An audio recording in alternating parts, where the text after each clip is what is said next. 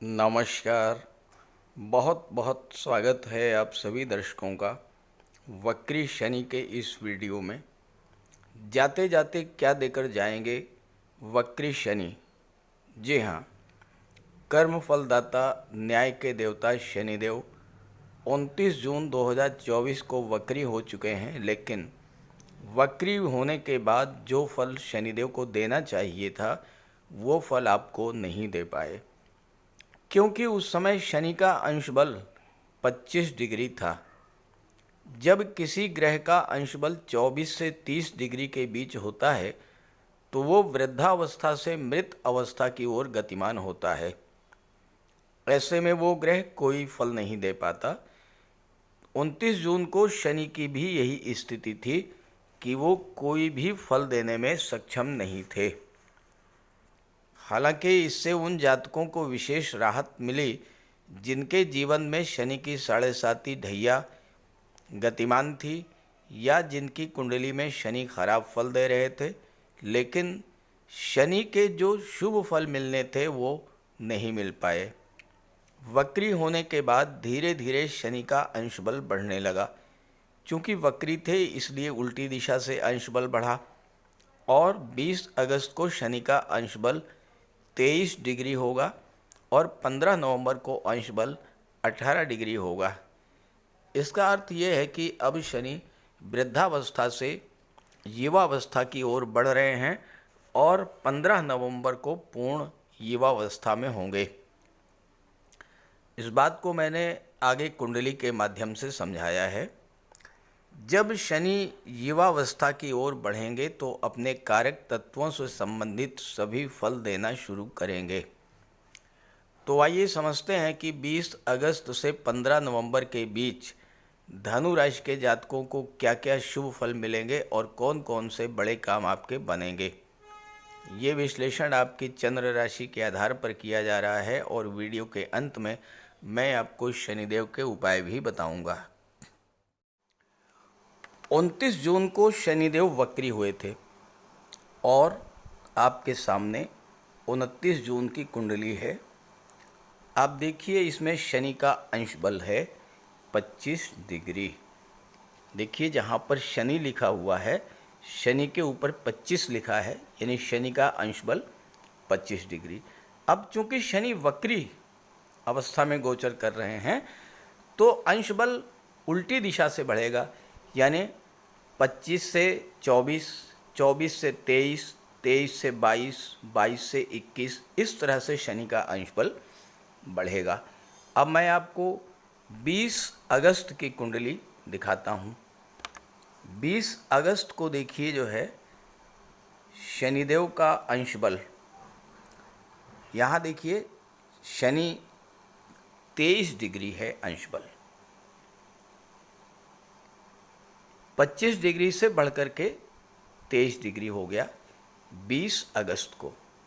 यानी अब शनि वृद्धावस्था को पार कर चुके हैं और युवावस्था की ओर आगे बढ़ रहे हैं।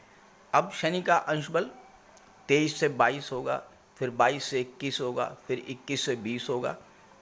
15 नवंबर की कुंडली मैं आपको दिखा रहा हूँ। 15 नवंबर को देखिए शनि का अंश बल,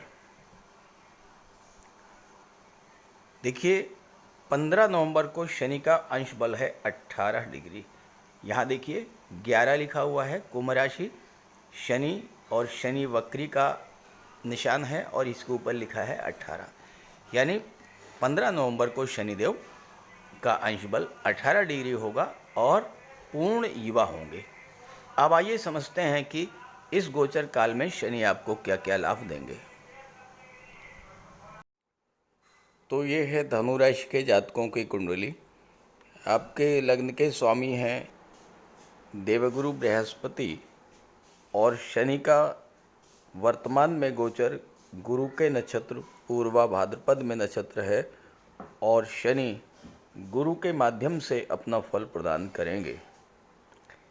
धनु राशि के जातकों के जीवन में 7.5 समाप्त हुए, लगभग 1.5 वर्ष बीत चुका है, लेकिन शनि को 7.5 के बाद जो लाभ देना चाहिए था वो आपको अभी तक नहीं मिल पाया। अभी भी आप 7.5 के उन दिनों को याद करके डर जाते होंगे जब आप एक एक पैसे के लिए परेशान हो रहे थे। आपका कोई भी काम पूरा नहीं हो पा रहा था। शरीर में आलस्य, थकान, काम में मन न लगना, काम को टालने की प्रवृत्ति का बढ़ते जाना और सबसे बड़ी बात आपके अपनों का आपसे दूर होते चले जाना। दूर दूर तक रोशनी की किरण नहीं दिख रही थी और जीवन में चारों ओर अंधेरा फैला हुआ था। ये आपके साथ 7.5 के दौरान हुआ। मानसिक चिंताओं, आर्थिक संकट, अपनों से दूरी, खराब स्वास्थ्य और कार्य व्यवसाय में लगातार अप डाउन्स ने आपको इतना तोड़ दिया था कि आप डिप्रेशन के शिकार हो गए थे और आपके मन में ये स्थिति कुछ ये बन रही थी कि सब कुछ छोड़ छाड़ करके कहीं ऐसी जगह चले जाएं जहां पर मन को शांति मिले। हालांकि अब तो वो स्थितियां पूरी तरह से बदल चुकी हैं, लेकिन शनि गोचर का जो लाभ आपको मिलना चाहिए था वो अभी तक नहीं मिल पाया। तो आइए समझते हैं कि 20 अगस्त के बाद शनि आपको क्या क्या लाभ देंगे और आपके कौन कौन से कार्य बनने शुरू होंगे। शनिदेव का गोचर कुंडली के 3रे भाव में है और शनि वक्री हैं। वक्री अवस्था में एक भाव पीछे यानी धन के भाव का भी फल प्रदान करेंगे।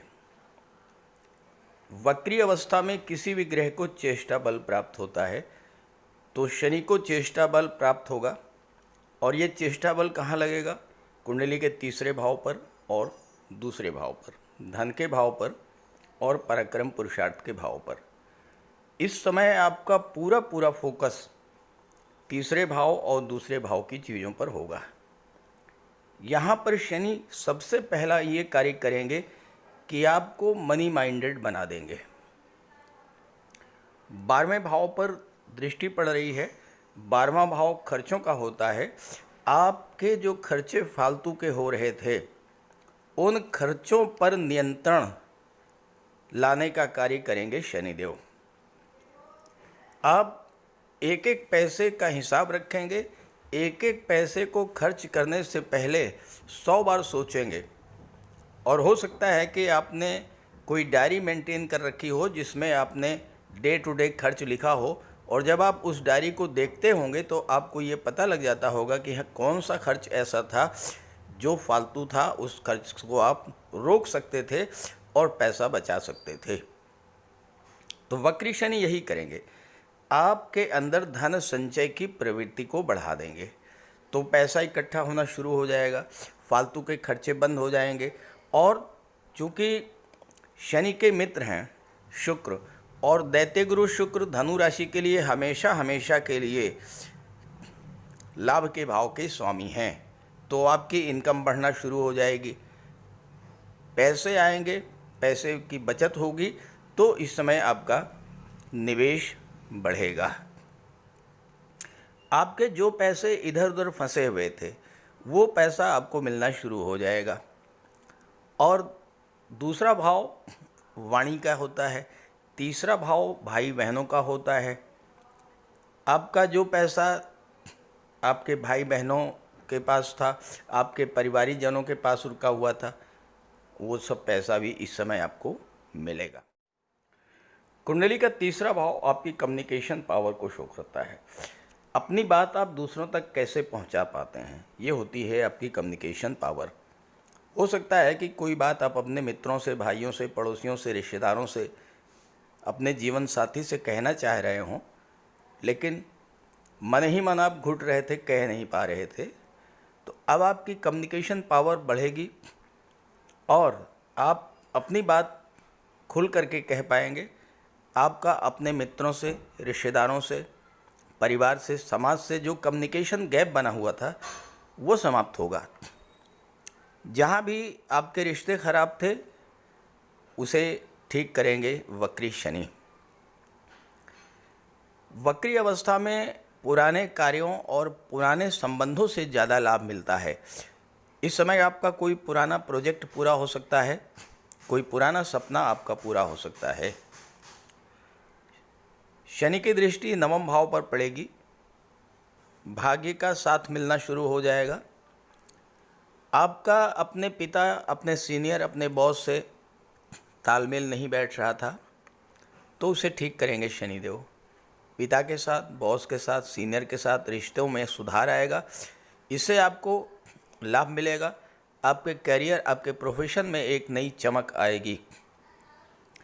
वक्री होने पर शनि और ज़्यादा बली होंगे, तो धन भाव को बल मिलेगा और आपके जो पैसे फंसे हुए थे वो निकलना शुरू हो जाएंगे।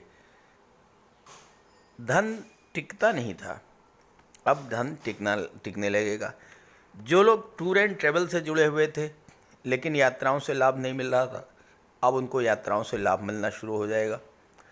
तीसरा भाव संचार माध्यमों का होता है और शनि की दृष्टि 12वें भाव पर है, तो जो लोग internet, mobile, social media, Facebook, YouTube, इन सब क्षेत्रों से जुड़े हुए थे, उनकी कम्युनिकेशन पावर बढ़ेगी और विदेशों से जुड़ कर के वो ज़बरदस्त लाभ प्रदान करेंगे आपको। शनि की दृष्टि पंचम भाव पर पड़ रही है। पंचम भाव जो होता है लव रिलेशंस का होता है। शनि रिलेशन में एक दूरी बना देते हैं। बहुत दिनों से आपके रिलेशन खराब चल रहे थे, दूरी बनी हुई थी, तो वक्री शनि आपके रिश्तों को सही करेंगे। जिन जातकों की शिक्षा किसी वजह से अधूरी रह गई थी, शिक्षा बाधित हुई थी, वो शिक्षा अब पूरी होगी और नए सिरे से शिक्षा प्राप्ति के योग भी बनेंगे। जो लोग अपनी शिक्षा को बीच में अधूरी छोड़ चुके थे और उन्हें ये लग रहा था कि वो जो भी कोर्स कर रहे थे उससे उन्हें कोई लाभ नहीं मिलने वाला, तो वो जातक फिर से अपनी शिक्षा को शुरू करेंगे। शनि चीज़ों को डिले करते हैं, वक्री हैं, गति स्लो होने से डिलेइंग टेंडेंसी में कमी आएगी। संतान प्राप्ति नहीं हो रही थी, बाधा आ रही थी, तो वो दूर होगी। संतान कंसीव होने में सफलता मिलेगी। जिन लोगों को काफ़ी समय से लॉटरी शेयर में नुकसान हो रहा था, उनको अब लाभ मिलेगा। Share market, stock market, commodity या ऑनलाइन गेमिंग से अब आपको लाभ मिलना शुरू हो जाएगा। आपका कोई डॉक्यूमेंट खो गया था या कोई संपत्ति विवाद उत्पन्न हुआ था, तो उसमें भी आपको राहत मिलेगी। तीसरा भाव डॉक्यूमेंटेशन का होता है, एग्रीमेंट्स का होता है। शनि वक्री हैं, तो अगर आपने कोई एग्रीमेंट साइन करना है, किसी डॉक्यूमेंट पे साइन करना है, तो जल्दबाजी मत कीजिएगा, बहुत सोच समझ करके किसी एग्रीमेंट या किसी डॉक्यूमेंट पर साइन कीजिएगा। ऐसा ना हो कि कल को कोई विवाद उत्पन्न हो, क्योंकि ये वक्री अवस्था ऐसी अवस्था होती है जिसमें शनि आपको सुधार करने का मौका देते हैं। तो जो चीज़ें खराब हो चुकी थीं उनमें भी सुधार के अवसर आपको मिलेंगे। जो लोग कला के क्षेत्र से जुड़े हुए थे, गायन वादन के क्षेत्र से जुड़े हुए हैं, उनके लिए समय बहुत अच्छा रहेगा, क्योंकि दूसरा भाव वाणी का होता है और तीसरा भाव कला क्षेत्र को शो करता है। तो आपके सिंगिंग कैरियर में स्थिरता आएगी। जो लोग वाणी से रिलेटेड किसी भी क्षेत्र में कार्य कर रहे थे, वकालत का क्षेत्र है, कंसल्टेंसी का क्षेत्र है, शिक्षा का क्षेत्र है, तो उनको कैरियर स्टेबिलिटी देखने को मिलेंगी। जो चीज़ें बिगड़ गई थी धीरे धीरे सुधार आएगा। संतान को लेकर के कोई समस्या थी वो समाप्त होगी, संतान से मतभेद था वो भी समाप्त होगा। और चूँकि शनि नवम भाव और द्वादश भाव का संबंध बना रहे हैं, तो जो छात्र उच्च शिक्षा के लिए विदेश जाना चाहते थे उनको विदेश जाकर के उच्च शिक्षा प्राप्त करने का अवसर भी प्राप्त होगा। तो धनु राशि के लिए 20 अगस्त से 15 नवंबर का समय बहुत ही महत्वपूर्ण है। इस गोचर काल का पूरा लाभ उठाइए और शनिदेव का उपाय अवश्य करते रहिए। तो बात करते हैं उपायों पर। बुध के इस गोचर का पूरा लाभ लेने के लिए बुध का उपाय जरूर कीजिएगा, और बुध का उपाय बहुत आसान है। भगवान श्री गणेश की उपासना करें और बुधवार के दिन गणेश जी के मंदिर में जाकर साबुत हरी मूंग का दान करें और गणेश जी के चरणों में बैठ करके कुछ देर अपनी समस्या का निवेदन करें। गणेश जी से आप अपनी बात रखें और उनका आशीर्वाद प्राप्त करें। ऐसे ही माता दुर्गा के मंदिर में जाकर के हरे रंग की चूड़ियाँ अर्पित करें बुधवार के दिन। गौ माता की सेवा करें और हरा चारा या गुड़ जो भी आपके लिए संभव हो वो उन्हें खिलाएं। बुधवार के दिन किसी किन्नर को यथाशक्ति आप दान करें और बुधवार के ही दिन घर के मुख्य द्वार पर पंच पल्लव का तोरण लगाएं, तो इससे आपको लाभ होगा। देखिए, बुध अकेले एक ऐसे ग्रह हैं जो कि राहु पर नियंत्रण कर लेते हैं। तो अगर बुध बली होंगे तो राहु पर का कोई भी अशुभ प्रभाव आप पर नहीं पड़ेगा। इसलिए बुधवार के दिन ओम बुम बुधाय नमः, ओम बुम बुधाय नमः इसका जाप करें और मिट्टी का एक खाली घड़ा जल में प्रवाहित कर दें। रत्न धारण करना चाहते हैं तो पन्ना धारण कर सकते हैं, लेकिन किसी योग्य ज्योतिषी की सलाह लेने के बाद। बुध का रंग हरा होता है, तो अपने घर में जितना आप हरियाली रख सकें, पेड़ पौधे लगा दें, फूलों के पौधे लगा दें। अगर जगह नहीं है तो गमले में कुछ पौधे लगा दें। इससे एक तो हरियाली रहेगी घर में और दूसरी बात बुध आपसे प्रसन्न होंगे। और आपके घर में कोई कन्या हो, आपकी बेटी, बहन या भतीजी कोई भी हो, कभी भी आप घर से बाहर जाएं और वापस आते समय खाली हाथ न लौटें, उसके लिए कुछ लेकर के आएं। मिठाई है, खिलौने है, चॉकलेट है, टॉफ़ी है, चिप्स हैं, कुछ भी लेकर के आइए। खाली हाथ मत आइए, उसका आशीर्वाद प्राप्त करते रहिए। और अगर आप किसी शुभ कार्य के लिए घर से बाहर निकल रहे हैं तो जाने से पहले उस कन्या को कुछ उपहार दे करके निकलें। कुछ नहीं है तो 10-20 रुपए ही दे दें। रास्ते में गौ माता मिल जाए तो उनको प्रणाम करके और गुड़ खिला दीजिए। और रास्ते में अगर कोई किन्नर मिले तो उसे कुछ पैसे दे दीजिए, उसे दान दे करके उसका आशीर्वाद प्राप्त कर लीजिए। ये बहुत सरल से और छोटे छोटे उपाय हैं। जिस भी कार्य के लिए आप जा रहे हैं, चाहे वो शादी ब्याह का रिश्ता तय करना हो, चाहे नौकरी या इंटरव्यू के लिए जा रहे हों, चाहे किसी बिजनेस डील के लिए जा रहे हों, आप जिस भी कार्य के लिए जा रहे हों वह कार्य आपका सिद्ध होगा। तो बुध के उपाय ज़रूर कीजिएगा। और ये जानकारी और मेरी बात अगर आपको अच्छी लगी हो तो अपने साथियों को, मित्रों को भी ज़रूर शेयर कीजिएगा। नमस्कार।